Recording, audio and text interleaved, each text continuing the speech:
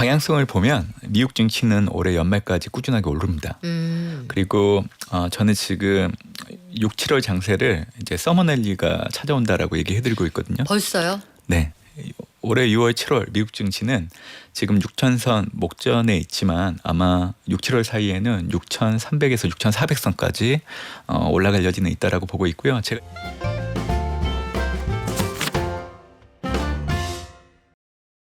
여러분, 오늘 대선일인데 코스피 지수를 생각하면 가슴이 웅장해집니다. 1월 2일 2398에서 시작한 코스피 지수가 어느덧 2700선. 최근 국내 증시가 가파른 상승세를 보이는 데에는 4명의 셀럽이 있었죠. 조방원 씨, 자사주 씨, 배당주 씨, 금융주 씨. 이 네 분은 대선 이후에도 계속 힘을 내줄 수 있을까요? 그리고 미중 무역 갈등 이번 주에 통화를 한다는데 해소될 수 있을지, 미국 증시는 계속 잘 나갈 수 있을지 대신증권 문남중 수석연구위원에게 들어보겠습니다. 안녕하세요. 안녕하세요. 자, 일단 요거부터 질문을 딱 하고 시작할게요. 대선 이후에 이제 새 정부가 들어서게 되는데 바로 내일이거든요. 내일장 개장 짜잔 하면은 우리 어떻게 시원하게 올라갈 것 같으세요? 아니면 그 증시 매직 용어 선반영 이것에 따라서 뚝 떨어지게 될 것 같으세요? 가장 어려운 질문인데요. 그래도 내일은 증시가 잘 버텨주는 형태로 가지 않을까? 버틴다. 라는 생각이 들어요. 버틴다 하면 오른다는 아니잖아요. 사실 조기 대선 앞두고 각 정책 관련해서는 후보들의 공약들 관련된 기업들의 주가가 먼저 움직였기 때문에 막상 대선 후보 결과가 누가 되는지 여부에 따라서는 등락이 좀 엇갈릴 것 같거든요. 그러니까 이재명 후보 그리고 김문수 후보 간의 공약에 따른 움직였던 기업들의 주가는 각기 다를 거예요. 그래서 당선되시는 분들 관련된 기업들 주가는 좀 올라갈 수 있겠지만 반대로 낙선하시는 분들 주가는 떨어질 수 있죠. 그래서 이 조합들을 놓고 온다고 하면 내일 개장되는 한국 증시가 말씀해 주신 것처럼 급등하는 그런 모습은 좀 어려울 것 같고요. 그래서 이제 전 잘 버틸 수 있다라는 그 표현을 좀 했습니다. 네. 근데 지금 말씀하신 걸 좀 갈라서 우리가 생각을 해보면 정치 테마주로 묶이는 것들, 각 후보와 연결돼 있는 것들은 사실 충분히 그럴 수 있는데 그거하고 별개로 예컨대 조방원부터 본다고 하면 조선, 방산, 원전이잖아요. 근데 조선, 방산, 원전은 성적은 괜찮을 것 같은데 이미 너무 오랫동안 랠리를 지속해왔다. 이거 앞으로 갈 수 있을까? 이런 걱정들이 좀 있어요. 앞으로는 어떻게 흘러가게 될까요? 올 한 달간 주가 상승률을 보면 지금 언급해 주셨던 조선, 방산, 원전 관련된 종목들 주가가 좀 많이 올랐어요. 네. 그래서 저는 좀 차익 실현 매물이 좀 나올 여지는 있다라고 생각을 하고 있고요. 지금 말씀해 주시는 업종들은 사실 조기 대선 앞두고 각 후보들의 공약에 따라서 움직였다라고 보실 수도 있지만 사실 미국 영향이 상당히 큽니다. 그렇죠. 특히 원전 같은 경우에는 최근에 AI 수요가 늘어나면서 이제 전력 수요도 늘어나기 때문에 이와 관련된 원전 관련된 부분들이 좀 부각되고 있기 때문에 한국에 관련된 종목들도 영향을 좀 받지 않았나라고 생각을 해요. 제가 이 청취자분들이 원하시는 답 시원하게 올라갈 수 있다 그 얘기를 못 드리는 이유는 그동안 한국 증시는 정치 이벤트에 전적으로 노출된 장세였어요. 지난해 12월 27일 헌재에서 탄핵 심판 변론 준비기일 1차가 시작되면서 원화 약세가 제한되고 코스피는 저점을 형성하고 반등하기 시작을 한 거고요. 또 조기 대선 이전까지 이제 정책 공약에 따라서 관련된 종목들이 올라가다 보니까 상승할 수 있었고 또 이 기간 동안에 또 미국 증시가 올해 2월 이전 수준까지 올라와 있기 때문에 그 영향이 가장 컸다라고 생각합니다. 근데 제가 좀 걱정하는 거는 대선 이후에는 그 우리나라의 그 허약한 경제 체력으로 시선이 옮겨가지 않을까라고 생각을 해요. 한국 경제가 너무 어려워요. 지난해 2분기 때도 전기 대비 마이너스 0.2% 역성장을 했고요. 올해 같은 경우에도 1분기 때 전기 대비 마이너스 0.2% 역성장을 할 정도로 내수가 어렵고 한국 기업들의 수출이 올해 역시 상당히 어려움에 처해야 할 여지가 상당히 높습니다. 최근에 산업연구원이 올해 우리나라 전체 수출 증가율을 전망을 했는데 전년과 비교했을 때 마이너스 1.9% 전망을 했고요. 우리나라 주력 산업 품목이라고 할 수 있는 13개 품목 가운데 9개 품목이 전년과 비교를 해보면 올해 수출이 다 마이너스예요. 그래서 이런 여건들을 놓고 온다고 하면 결국 조기 대선 이후에 새로운 신정권에 대한 뭐 기대감들이 좀 증시에 반영될 여지는 있다라고 보고 있지만 그게 그동안 이제 주가에는 많이 반영됐다라고 보고 있기 때문에 저는 투자자 여러분들이 코스피를 기준으로 2,500과 2,750 이렇게 딱 박스권을 상정해 놓고 네. 2,700선에 가까워지면 좀 팔아놓고 2,500선에 가까워지면 다시 사고 이런 트레이딩 관점에서 당분간은 좀 지켜보는 게 좋지 않을까라는 생각을 해보고 있습니다. 자, 그러면 새 정부가 출범을 하면 누가 당선이 되든 지금까지 공약했던 사안들을 볼 때 지배구조 개선, 개인주주의 권익 보호 이런 것들을 모두가 강조를 했단 말이죠. 그래서 올라갔던 것 중에 하나가 자사주인데 자사주는 원래 주가가 잘 안 올라가는데 최근 들어서 신고가 쓴 곳들이 많아요. 그러면은 내일 이후에는 그동안 올랐던 거 차익 실현하고 주가 다시 빠질 수 있다 이렇게 보시는 거예요? 그 과거 통계를 보면요. 81년도 이후에 9번의 대선이 있었죠. 그 9번 가운데 6번은 대선 일이 끝나고 나서 한 달 동안 주가가 평균적으로 4.1% 올랐습니다. 이 통계를 놓고 본다고 하면 네. 얘기해 주시는 대상들 역시 올라가지 않을까라고 생각할 수 있는데 그 9번 중에 3번은 주가가 크게 좀 흔들렸거든요. 크게요. 예. 그래서 사실 저는 한국 증시가 앞으로 올라갈 수 있다라고 이렇게 얘기를 해드리고 싶은데 우리나라의 경제 체력을 감안한다라고 하면 이게 쉽지 않을 거라고 저는 생각을 하고 있는 거고 특히 수출 증가율이 연속적으로 좀 안정되게 회복되어야 되는데 한국의 수출 증가율과 코스피 지수 간의 상관성은 상당히 높습니다. 근데 우리나라 전체 수출 증가율은 지난해 1월 달부터 고점을 형성하고 내려오기 시작을 했고 중요한 품목인 반도체는 지난해 2월 달에 고점을 형성하고 내려오기 시작을 했고 그리고 중요한 지역인 중국 수출 증가율은 지난해 7월 달에 고점을 형성하고 내려오고 있는 상황이기 때문에 단순하게 신정권이 들어서서 차기 정권의 정책 기대감으로 주가가 올라가기에는 좀 어렵지 않을까라는 생각을 가지고 있어서 저는 조기 대선 결과 확인하고 나서는 증시가 추가적으로 더 올라가기보다는 일단 상황을 좀 주시하면서 새 정부가 정책 이양을 어느 쪽에 무게를 두면서 이행을 하고 실질적으로 그게 반영이 되는지를 확인하고 나서 증시가 움직일 여지가 있다라고 생각해요. 제가 그렇게 얘기해드린 이유는 외국인들 때문에 그래요. 외국인들이 올해 연초 이후로 우리나라에 많이 사들였던 순매수 산업을 놓고 온다고 하면 전기가스, 기계, 철강금속, 건설 이 4가지밖에 없어요. 그리고 종목을 얘기해드리면 하나 에어로스페이스, 한국전력, 그리고 두산 에너빌리티, LIG 넥스원, 그리고 효성중공업 정도. 그러니까 전반적으로 외국인들도 우리나라 경제에 대해서는 좀 신중한 입장을 보이고 있기 때문에 네. 경기 방어적인 섹터와 종목들 위주로 사들이고 있는 상황이죠. 그래서 외국인들 자금들이 앞으로 연속적으로 들어오려고 한다라고 하면 결국에는 이제 신정부의 그 정책 공약들이 실제적으로 이행되는지 여부를 확인하고 들어올 여지가 있기 때문에 일단 당분간은 증시에 대해서는 보수적으로 좀 바라보시는 게 좋지 않을까 생각을 하고 있고요. 언급해 주셨던 네. 사실 이제 고배당에 해당되는 거죠. 지주사 그리고 은행과 증권 같은 금융주들. 사실 지금 더불어민주당 같은 경우에는 상법 개정으로 지배구조 개선한다. 그리고 국민의힘은 배당소득세 분리과세를 얘기하면서 증시 부양책 관련된 얘기들을 거론을 하고 있는데 집권 1년 차에 이러한 정책들이 시행된다라고 하더라도 저는 이게 온전하게 주가가 더 올라가기에는 어렵다고 생각을 해요. 그 여건을 봐야 되는데 만약에 저는 그 더불어민주당이 얘기하고 있는 코스피 5천 시대가 만약에 이뤄지는 시점을 네. 저보고 이제 얘기해달라고 그러면 언제예요? 네. 저는 집권 3년 차 정도 되는 3년 차. 2027년 상반기 정도. 2027년. 네, 그것도 이제 한국 요인들 때문이다기보다는 네. 이제 미국 경기가 가장 이 피날레를 보이는 시점이 2027년 상반기 정도로 좀 보고 있기 때문에 이제 그때 S&P 500 지수도 지금보다 큰 폭으로 많이 올라가겠지만 아마 코스피 지수도 그때 여건상 놓고 온다고 하면 가능한 시점이 되지 않을까라는 생각을 해보고 있습니다. 그러면 만약에 국민의힘에서 이야기하는 대로 자본시장법을 개정을 해서 여러 가지로 투자 유인을 늘린다라고 하면 그거는 어느 정도 효과가 있을까요?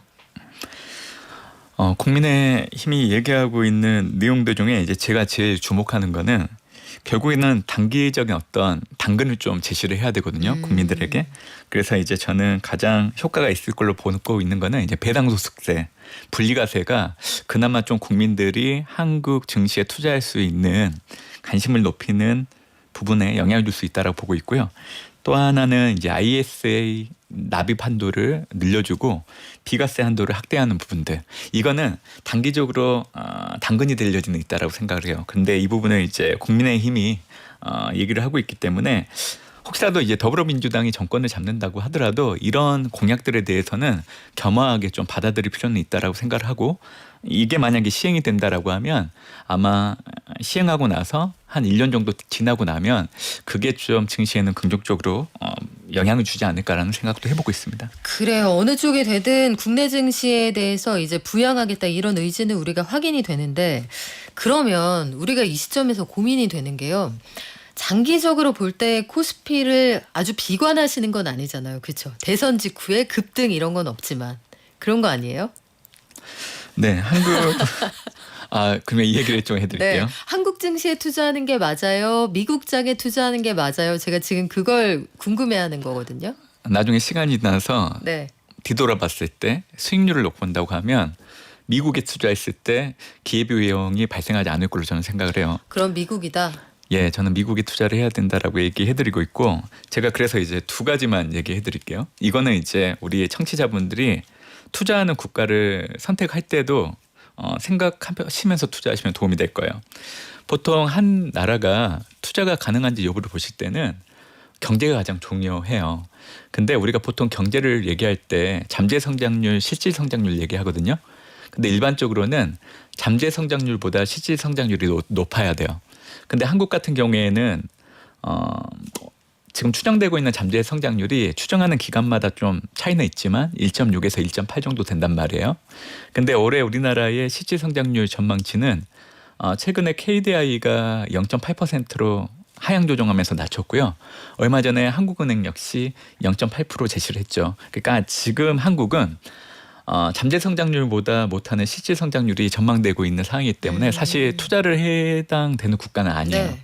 근데 이 전망이 단기간에 끝났으면 좋겠지만 이게 2030년 중반까지 가능할 거라고 전망하는 보고서가 너무 많아요. 왜냐하면 한국의 노동력 저하가 잠재 성장률을 낮추는 가장 큰 요인이었는데 일반적으로 자본이나 기술 개발을 통해서 상쇄할 수 있는 여력들은 있지만 한국 같은 경우에는 저출산 고령화 때문에 그게 힘들다라는 게 일반적인 분석의 목소리예요. 그래서 저는 이게 깨지지 않는다라고 하면 미국보다는 상대적으로 투자 국가로서의 매력은 떨어질 수 있다라고 좀 얘기를 해드리고 있고 아까도 얘기해드렸지만 한국은 수출을 통해서 성장을 해왔던 대표적인 나라이기 때문에 우리나라 전체 수출 증가율이 연속적으로 좀 살아나는 부분들이 좀 필요하다라고 생각을 하고 있는데 트럼프가 관세 부과를 안 했다라고 하면 그 네. 확률이 커지겠지만 올해 같은 경우 이전보다는 이제 관세율이 높아지기 때문에 우리나라 수출이 전년과 비교했을 때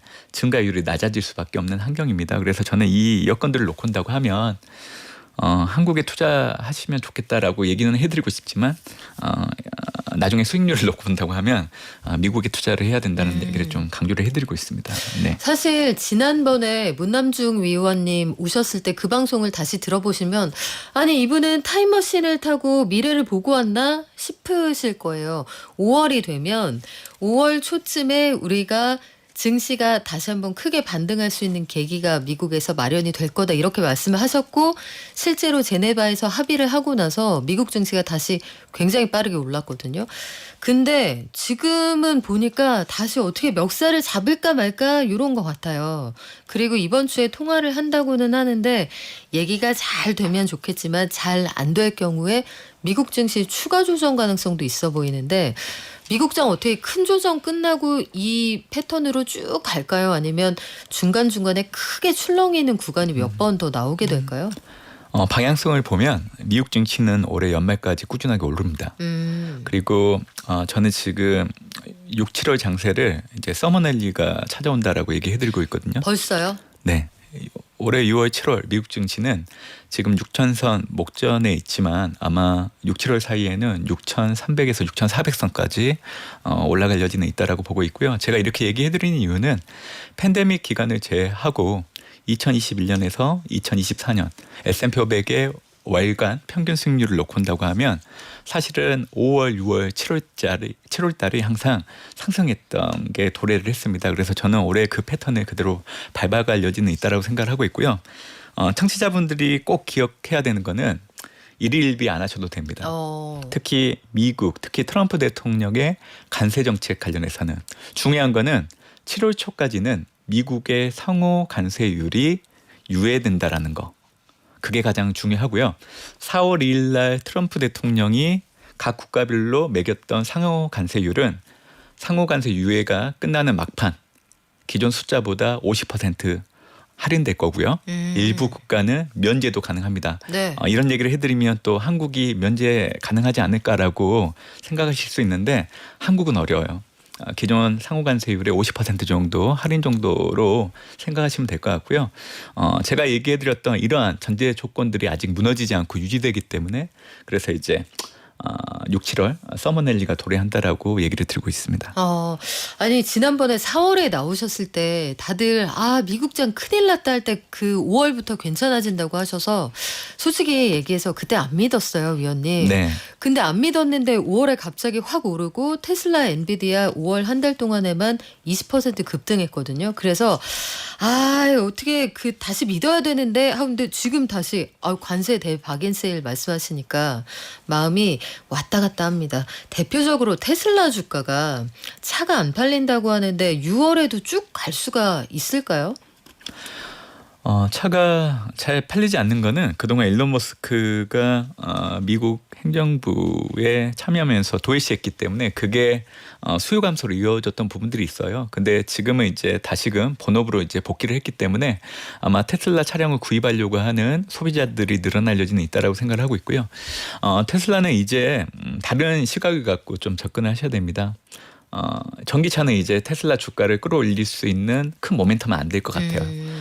내년에 이제 로보택시도 출시를 앞두고 있지만 제가 빠르게 시장에 침투할 수 있는 품목은 휴머노이드 로봇, 특히 테슬라가 만들고 있는 옵티머스 2라는 제품을 네. 상당히 눈여겨보고 있는데 그 가격이 하나로 4,200만 원 정도밖에 되지 않기 때문에 빠르게 좀 보급될 여지는 있다라고 생각을 하죠. 그래서 테슬라는 초기에는 전기차였지만 이제는 휴머노이드 로봇 그리고 휴머노이드 로봇 모멘텀이 끝나게 된다라고 하면 우주항공으로 넘어갈 걸로 좀 보고 있기 때문에 테슬라에 관심이 있으시는 주주 입장에서는 가지고 있으시면 보유하는 게 맞고요.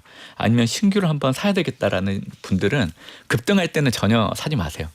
항상 주가가 급락해서 주변에서 더 떨어진다라고 혹시라도 그런 얘기를 들으실 때 그때 테슬라 같은 미국의 매그니피 센트 7 종목들은 살 수 있는 타임이라고 보시면 돼요. 그래서 저는 테슬라는 앞으로도 주가는 계속 올라갈 수 있겠지만 변동성이 크기 때문에 그 타이밍을 잘 잡으시는 게 중요하다. 그 얘기를 좀 드리겠습니다. 엔비디아는 어때요?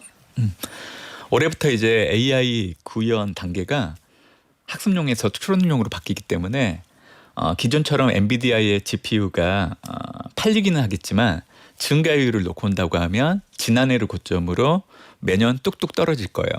결국 엔비디아보다는 주문형 반도체, 2세대 반도체를 하고 있는 AMD나 인텔 그리고 올해부터는 하드웨어가 아닌 소프트웨어 중심의 기업들이 많이 부각될 수밖에 없어요. 그래서 올해 연초 이후에 S&P 500 지수의 수익률이 높았던 종목들을 좀 보면 팔란티어, 클라우드 스트라이크 같은 소프트웨어 관련된 기업들 주가가 상당히 좋거든요. 그래서 앞으로 만약에 미국에 AI 투자한다라고 하면 전제 조건은 하드웨어가 아닌 소프트웨어. 혹시라도 이제 하드웨어 내에서도 올해 좀 관심을 가지신다라고 하면 주문형 반도체를 주도하고 있는 AMD, 인텔 이런 기업들을 좀 관심 있게 보시면 좋겠다고 생각을 하고 있습니다. 근데 서학개미들이 요즘에 고민되는 게 뭐냐면 수익률이 애매한 시점에 들어가신 분들은 수익도 안 났을 뿐더러 환율이 빠지니까 그냥 2번 손해잖아요. 최근 통계를 보니까 지난달에 서학개미들이 팔고 국내장으로 많이 돌아왔다고 하는데 그럼 지금 시점에서 이렇게 판단을 한 서학개미들은 잘하고 있는 거예요? 너무 빨리 움직인 거예요?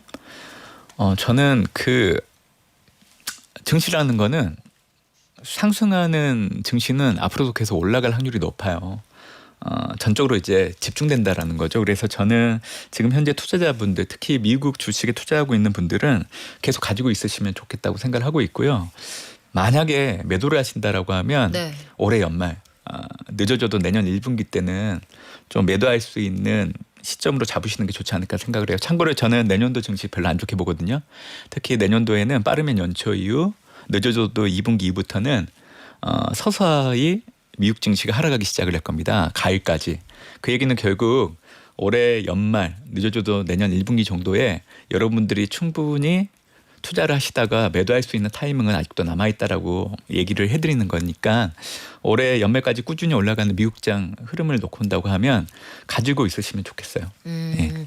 그게 왜 무섭냐면 환율 전망이 이제는 막 하단을 1,300원까지 보는데도 나오더라고요, 기관이. 근데 4월 9일에 환율이 1,484원까지 갔다가 지금은 환율이 1,360원대인데 한 달 만에 환율이 120원 빠졌거든요.